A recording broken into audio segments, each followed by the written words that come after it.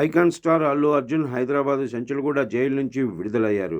కొద్దిసేపటి కిందటే ఆయన భారీ బందోబస్తు మధ్య గీతా ఆర్ట్స్ కార్యాలయానికి చేరుకున్నారు. తెలంగాణ హైకోర్టు ఆయనకు శుక్రవారం సాయంత్రమే 4 వారాల పాటు మధ్యంతర బెయిల్ మంజూరు చేసింది. 50,000 రూపాయల పూచీకత్తును సమర్పించాలని ఆదేశించింది.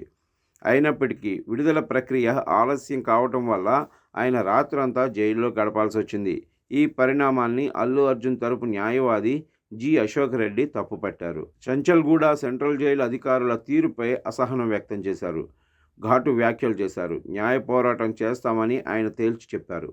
లీగల్గా ఎలా ముందుకు వెళ్లాలో నిర్ణయిస్తామని పేర్కొన్నారు.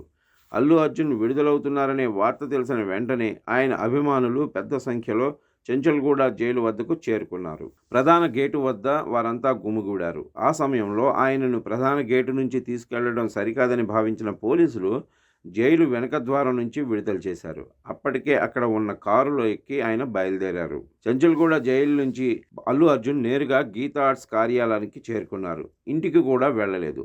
గీతా ఆర్ట్స్ కార్యాలయంలో అప్పటికే తన కోసం ఎదురు చూస్తున్న సీనియర్ అడ్వకేట్లు నిరంజన్ రెడ్డి, జి అశోక్ రెడ్డి కుటుంబ సభ్యులను కలుసుకున్నారు. అందరికంటే ముందు నిరంజన్ రెడ్డికి కృతజ్ఞతలు తెలిపారు. ఆప్యాయంగా ఆలింగనం చేసుకున్నారు. సుమారు 45 నిమిషాల పాటు గీతా ఆర్ట్స్ కార్యాలయంలోనే గడిపారు అల్లు అర్జున్. నిరంజన్ రెడ్డి, జి అశోక్ రెడ్డి, వారి టీం, కొందరు లీగల్ ఎక్స్పర్ట్స్తో మాట్లాడారు.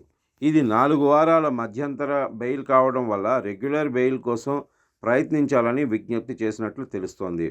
ఇదే సమయంలో హైకోర్టు బెయిల్ ఇచ్చినప్పటికీ రాత్రంతా జైలులోనే ఎందుకు ఉంచాల్సి వచ్చిందనే విషయంపైన అల్లు అర్జున్ ఆరా తీశారని అంటున్నారు. దీనికి గల కారణాలను సమగ్రంగా వివరించాలని సూచించినట్లు తెలుస్తుంది. దీనిపై లీగల్గా ప్రొసీడ్ అవ్వాలా వద్దా అనే విషయంపై చర్చించారని సమాచారం.